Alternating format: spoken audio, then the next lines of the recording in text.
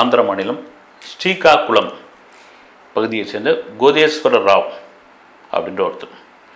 அவர் வந்து ரொம்ப ஏழ்மையான குடும்பத்தில் பிறந்த ஒரு நபர். வந்து அவங்க ஃபேமிலியாக வந்து இந்த கைத்தறின்னா அந்த லுங்கி கூட கிடையாது.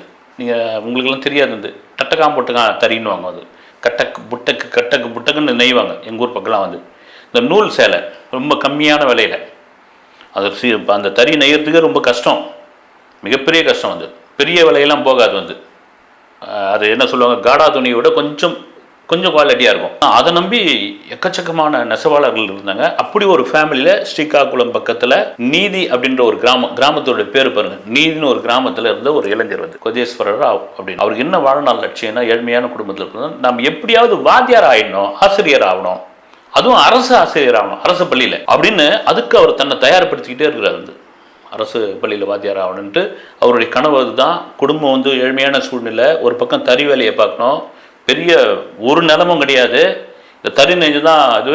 அவரே ஸ்காலர்ஷிப் வாங்கி படிக்கிறாரு. படித்து முடித்து அவர் என்ன பண்ணுறாரு, 1998 ஆசிரியர் தகுதி தேர்வில் ஆந்திர கவர்மெண்ட் வந்து ஒரு பரீட்சை ஒன்று வைக்குது.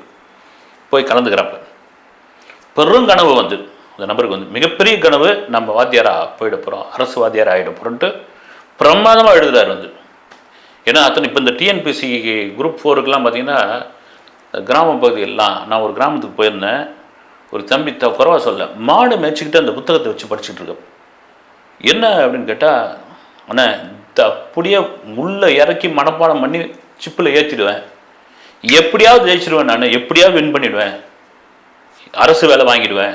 எவ்வளோ பெரிய ஒரு கனவை பாருங்கள். அப்படியாப்பட்ட ஒரு நபராக தான் இந்த கோதேஸ்வர ராவ் வந்து அதை கரைச்சி குடிச்சாப்புல எக்ஸாம் எழுதுறாரு. மிகப்பெரிய சந்தோஷம் அவருக்கு. பிரமாதம் பாஸ் பண்ணிவிடுவோம், ஃபஸ்ட் கிளாஸில் பாஸ் பண்ணிவிடுவோம், ஆந்திர கவர்மெண்ட் நமக்கு ஆர்டர் அமைச்சிடும், நம்ம வந்து வாத்தியார் ஆகிடுவோம். வீட்டில் வந்து சொல்கிறாரு, எல்லாருக்கும் மகிழ்ச்சி ஆகிடுது. இன்னும் எவ்வளோ காலம் தான் உங்கள் அப்பாவும் நீயும் வந்து இந்த தறியில் வந்து இந்த தறிக்குழியில் கிடப்பீங்க, ஒரு விடிய காலம் வந்துடுச்சு தம்பி, உன் கனவும் நிறைவேறிடுச்சு, உன்னால் வந்து அத்தனை ஆயிரம் மாணவர்கள் வந்து இனி வரப்போகிறாங்க. அவங்க அம்மா சொல்கிறாங்க வந்து சந்தோஷமான. இவருக்கு விதி எப்படி விளையாடுது பாருங்கள். அந்த 98வது வருஷம் ஆசிரியர் தகுதி தேர்வுக்கான பரீட்சை எழுதினார்ல, அது மேலே ஒரு 2 பேர் கேஸ் போடுறாங்க. இதில் என்னென்னா, நிறைய ஊழல் நடந்துருச்சு. இதில் வந்து நிறைய வந்து தகுதி இல்லாதவங்களாம் எழுதிட்டாங்க. இது வந்து அதிகாரிகளுக்கு இது பெருமளவில் தொடர்பு இருக்குது. இதை வந்து அரசு விசாரிக்கணும், முறையாக விசாரிக்கணும். நீங்கள் அப்படி அவங்களுக்கு கூட்டு அப்பாயின்மெண்ட் கொடுத்தீங்கன்னா தகுதியே இல்லாத ஆசிரியர்கள் போய் பள்ளிக்கூடத்தில் போய் உட்காந்து பாடம் எடுக்க வேண்டிய நிலைமை வரும் அப்படின்னு.